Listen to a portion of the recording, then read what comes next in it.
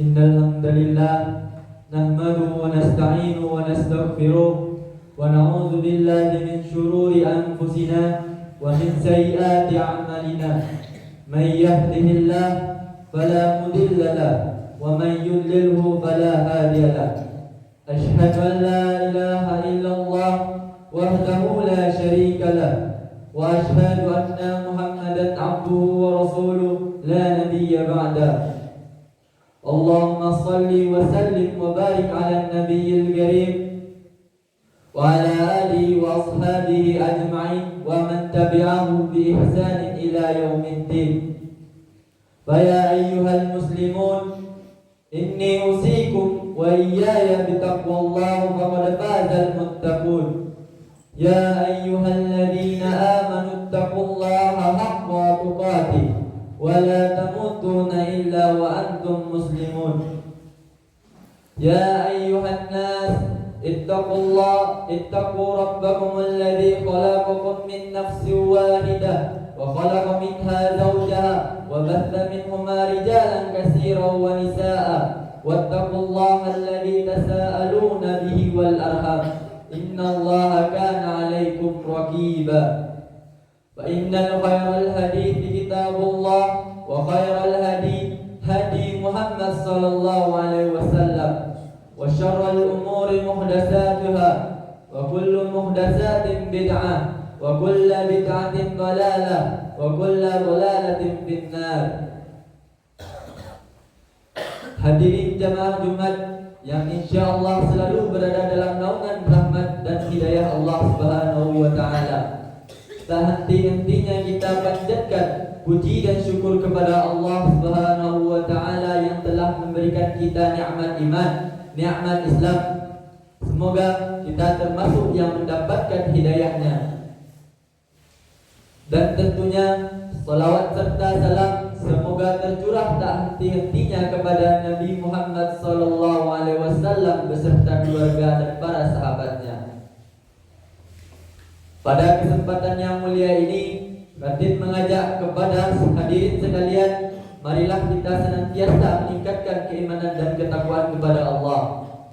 Takwa dalam artian kita senantiasa melibatkan Allah dalam setiap persoalan yang kita hadapi dengan cara berdoa, mohon pertolongan dan bermunajat kepadanya, sehingga akan menimbulkan ketentraman dan ketenangan dalam setiap hidup kita. Jamaah Jumat rahimahumullah, sesungguhnya Allah menjadikan orang-orang yang beriman itu bersaudara, yaitu bersaudara dalam agama. Bersaudara karena keimanan ini kedudukannya sangat tinggi di sisi Allah Azza wa Jalla. Persaudaraan karena keimanan adalah naungan yang sangat luas yang menaungi orang-orang yang beriman kepada Allah dan hari akhir. Hidup di zaman apapun mereka, berada dimanapun mereka, dengan berbagai macam etnik, bahasa dan nasab. Persaudaraan karena keimanan adalah ikatan Allah yang kuat. Di antara konsekuensi persaudaraan karena keimanan adalah orang-orang yang beriman diperintahkan untuk berlemah lembut dan bersatu. Mereka dilarang dari segala sesuatu yang dapat menyebabkan perpecahan. Allah Ta'ala berfirman, Inna hadhihi ummatukum ummatu wahidah wa ana rabbukum fa'budun. Sesungguhnya agama tauhid ini adalah agama kamu semua, agama yang satu, dan aku adalah Tuhanmu, maka sembahlah aku. Quran surat Al-Anbiya. Demikian juga dengan firman-Nya, wa'tasimu bihablillahi jami'an wa la tafarraqu. Dan berpeganglah kamu semua pada tali Allah, agama Allah, dan janganlah kamu bercerai-berai. Quran surat Al-Imran. Dan kita sebagai seorang muslim hendaknya memuliakan saudara kita. Hal tersebut termasuk di dalam bentuk kesempurnaan iman seseorang. Nabi SAW bersabda, An Abi Hurairah, Anas bin Malik radhiyallahu anhu, Khadimi Rasulullah sallallahu alaihi wasallam, An Nabi sallallahu alaihi wasallam qala, La yu'aminu ahadukum hatta yuhibbu li akhihi ma yuhibbu li nafsihi. Rawahul Bukhari wa Muslim. Dari Abu Hamzah Anas bin Malik radhiyallahu anhu, pelayan Rasulullah sallallahu alaihi wasallam, dari Nabi sallallahu alaihi wasallam, beliau bersabda, tidak sempurna iman salah seorang di antara kalian hingga dia mencintai untuk saudaranya apa yang dicintai untuk dirinya.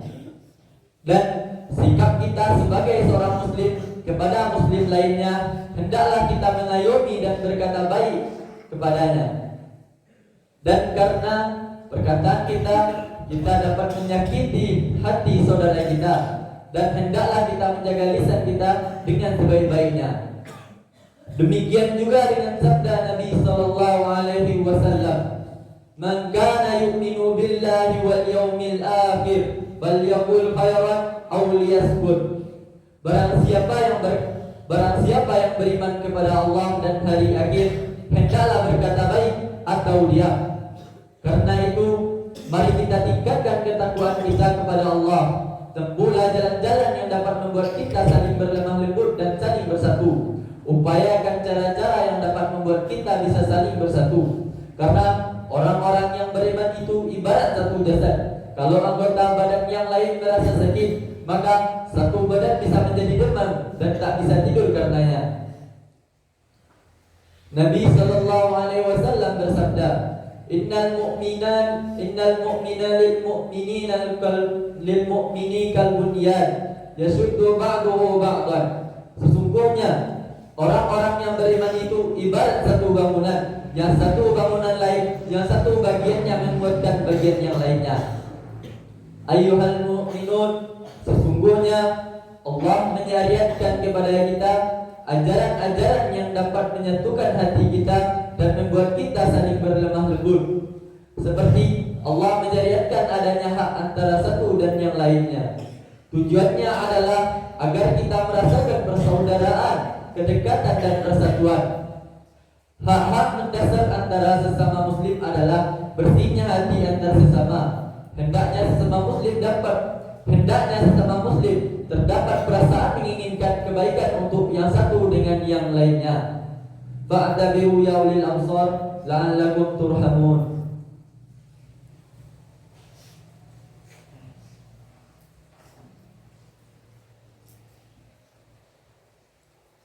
Innal hamdalillah, alhamdulillahi rabbil alamin, wassalatu wassalamu ala asrafil anbiya'i wal mursalin wa ala alihi wa ashabihi ajma'in. Ashhadu an la ilaha illallah wahdahu la syarika lah, wa ashhadu anna Muhammadan abduhu wa rasuluh la nabiyya ba'dah.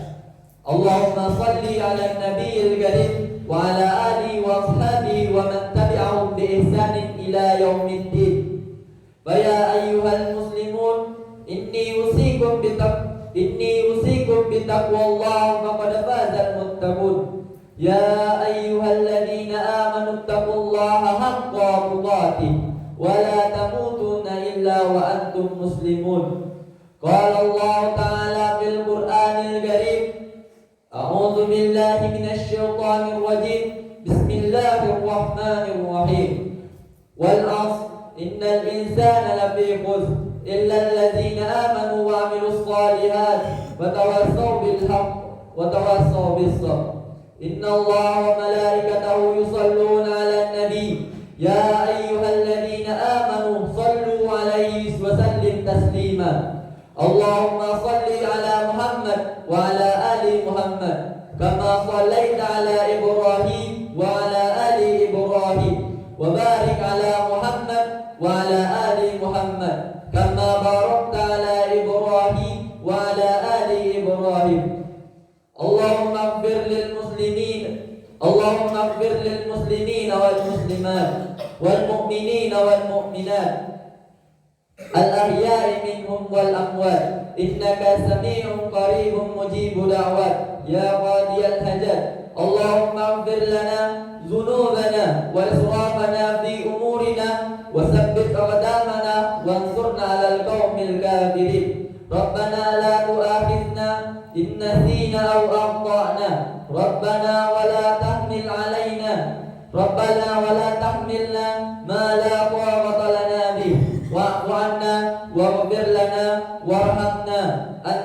مولانا فانصرنا على القوم الكافرين ربنا لا تزغ قلوبنا بعد إذ هديتنا وهب لنا من لدنك رحمة إنك أنت الوهاب ربنا آتنا في الدنيا حسنة وفي الآخرة حسنة وقنا عذاب النار عباد الله إن الله يأمركم بالعدل والإحسان وإيتاء ذي القربى وينهى عن الفحشاء والمنكر والبغي يعظكم لعلكم تذكرون ولذكر الله أكبر أقيموا الصلاة